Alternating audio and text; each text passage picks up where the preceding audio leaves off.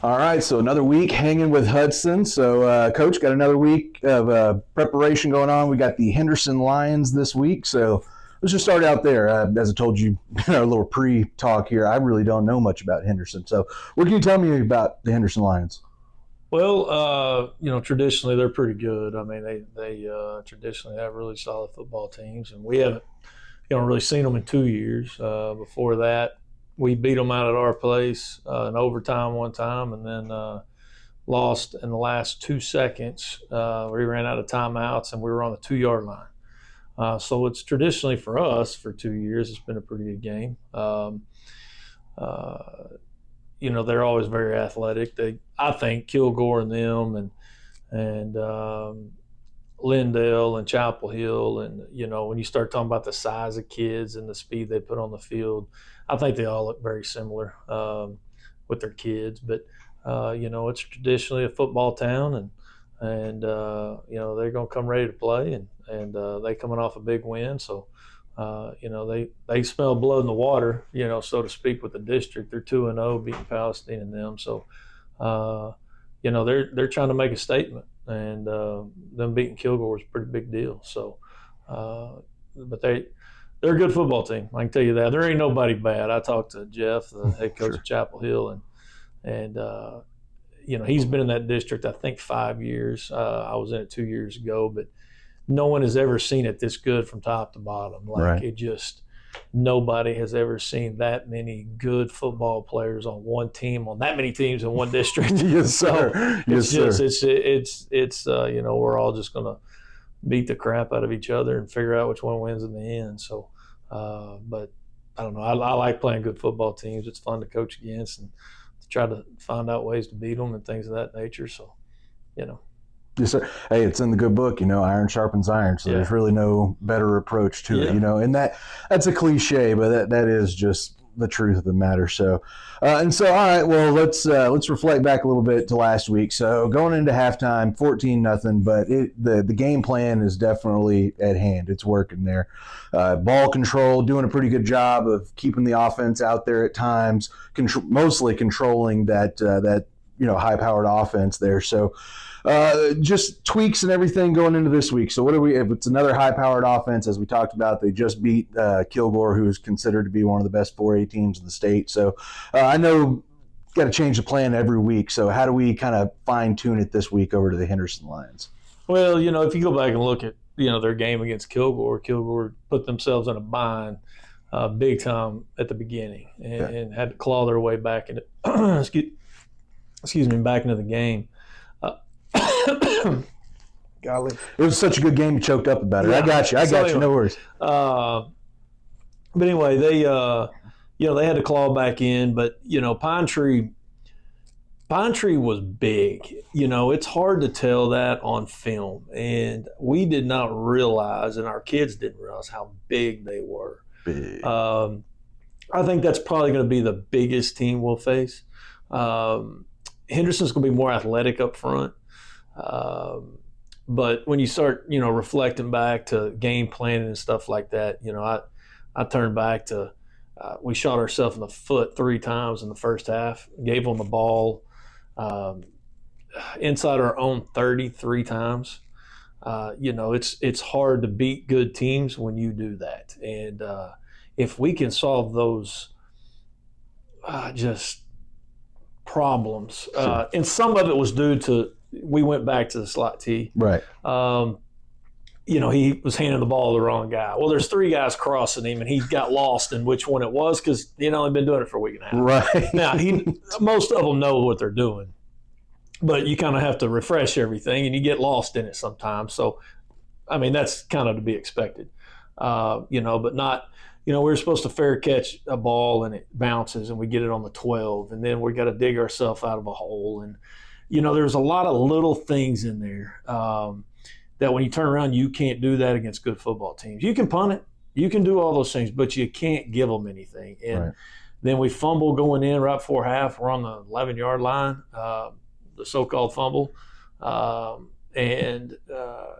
get it back on the 11 and take a knee to put us at halftime. And we still had, I think, 2 timeouts like we're set up to score a touchdown or at least put some points on the board, and you can't do that against good football teams. And so, it was one of those games. And I thought offensively, I wish we would have moved the ball a little bit better at times. I thought we moved it enough sometimes, but, probably a quarter of the game, I felt like, a lot of it wasn't the blocking. A lot of it was the backs getting used to everything. And so they just couldn't see the hole. Yeah. And the bad part about running a newer offense to the kids, of course, they ran it for 5 years, so it's not that new. But it was happening at breakneck speed against Pine Tree. And right. So that in itself is going to cause you some problems with seeing the hole and where it's going to be and things of that nature. But for the most part, I thought our offensive line did really well. They controlled the line of scrimmage. I thought our backs did well. It was just a little bit here and a little bit there. And then you gain some more yardage at the time. And we just got to get used to that. It helped. We ran the quarterback quite a bit. And the reason that helps is the other guys are leading you to the hole. And so, if the other guy isn't in the hole, he can squirt around it a little bit. But if we just keep doing what we're doing, and that's kind of the way slot teams are built, to control the football and play ground control and not let them have it. And but you can't make mistakes. And so we just have to stay away from the mistakes and, do a better job of hanging on the football. But I think we turned it over 4 times, 3 times decided on 30. Like, I don't care who you're playing. It's hard to beat a team doing that. And then you go face number 3 team, State of Texas. Good luck to you. Yeah. And to keep the game as close as we did, I think they had 230 yards of offense. And so it's not that we weren't playing football and not that it or anything of that nature. It just, you can't do that against good football teams. So we just have to control those things and make sure we got to handle that football and not do anything to shoot ourselves in the foot. And so, anytime we shoot ourselves in the foot, we struggle, and it's hard for us to come back from that. And so that's, our game plan from here on out is keep doing what you're doing, just quit shooting yourself in the foot. And so, that's kind of where we're at right now. Yeah, well, it looks great. It really does look great that you see the music, I guess you could say, or whatever, in the system, So, this team has had a lot of things. I mean, there's just been seemingly one thing after another. Well, at least from a layman, again, from an outside point of view, you had the bye week coming in, then you had homecoming, and then now, of course, your guys are on fall break. So how do you manage, the time to let the kids have the time off for fall break, but also prepare for Friday night? It's almost like 2 days. To be honest with you. We bring them in for film for 45 minutes. We get on the practice field and practice for about 2 hours and then come back in and lift.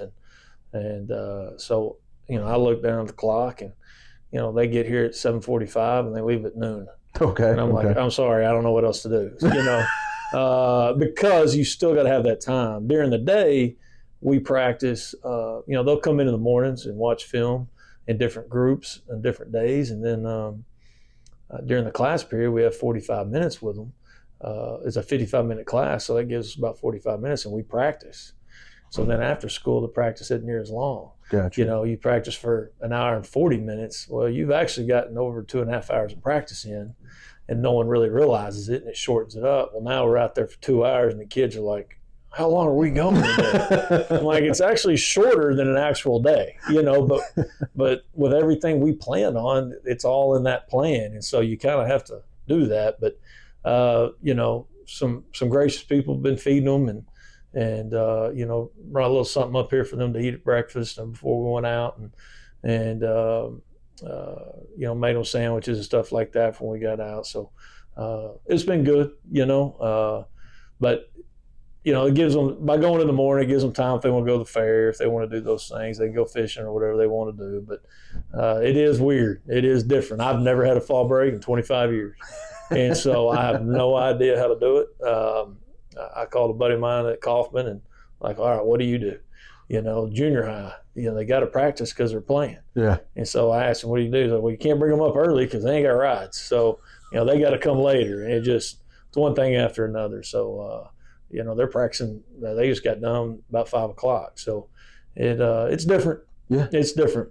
And what is that? So this a new thing this year at Mabank ISD? Yes. Okay. Yeah. So it's just like spring break, but it's fall break. Okay. No coaches have it off.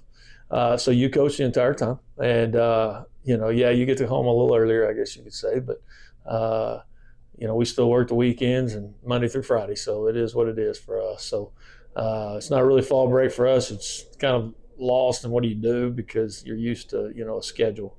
But maybe one day we'll get on a schedule and it'll be normal. But for the last 3 or 4 weeks, it has been very different. And so we'll get you out of here on this, but that just kind of piques my interest. So just for somebody that doesn't know, give us, and I know there's not really a typical day, but what is a typical day in the day of Coach Hudson? What time you get into the office, what time you leave, and what's going on in between? I get here about 6:05. I get more work done before 7 o'clock than I do all day long. So I come in here and it's quiet and, there's 1 or 2 coaches around. But our powerlifting coach, he gets here before I do. So I think he gets here about 5:45 and lifts some power lifters and some different groups. But then we'll watch film at 7 with different groups. Right now we're redoing the softball field. So once everybody gets going in school, I kind of take care of that and make sure that's going okay, visit the junior high. Come back. By that time, I get a little work done because not many people around, but me and our athletic secretary, Christina, we try to every day around 9:30, 10 o'clock, try to make sure everything's lined up for the day or the week and order the food and make sure the numbers are right and transportation requests are in and do all that. And so then at 11 o'clock, we have athletics to 12, and then we have athletics with freshmen till about 1:30. You get about an hour break, and then here comes after school, and it doesn't end till, I don't know, we get out of here about 7:30, 8 o'clock on a Monday and Tuesday. We get out of here about 7 on Wednesday. We give the kids, we shorten practice up that way they can get to church. So that we try to get them out of here by 6 so they can get to church. So then Thursday you're here till about 10:30, 11 o'clock with freshman junior high, or freshman JV or junior high, and then Friday night 2 a.m., 3 a.m. Yeah, we get home about 1 if it's a home game, and then we come in and work Saturday till about 11 or 12, 1 o'clock, and then come back in Sunday till from 2 to 6 or 7. So 7-day-a-week job. A lot of people don't realize the time and effort and dedication it takes to be a coach of the high school ranks, especially a athletic director, head football coach. So we just again, from just somebody on the outside looking in, we appreciate all the efforts and everything you go through, and just the amount of time and dedication and just patience to do everything. Well, I'll tell you this: a lot of coaches do that. I mean, that's the same schedule for not just me, but that's all of them. And football's different, people say basketball, they're worried about 5 people, and they got 7, 8 players on a team. And when you start worrying about 120 kids, we've had some kids quit, a kid or 2 move and stuff like that. So right now we're sitting at about 119 in the whole program. Well, organizing that with food and transportation to practice to where kids are going and coaches and when they go to tutorials and do all that, it takes more meeting time than people realize, I guess, to who's going to cover this. And, you got to sit in the locker room with them because you never know about some 16-year-old boys in the locker room together. So, there's just always something. And, somebody's got to lift them. Somebody's got to do this with the groups. But that's every program in the state of Texas. They're all like that. And you got to make sure that you're taking care of kids and they're taken care of, and they're all that stuff. And now you add in social media and, that's just like adding another kid to coach and all that. But we do it because we love it. I mean, we do. And I like seeing the progress of kids and, that's where our enjoyment comes from. So you just got to make sure you're ready so they can make some progress. Yes, sir. Well, hey, as always, appreciate your time this week. Yes, sir. Go Panthers. Yes, sir.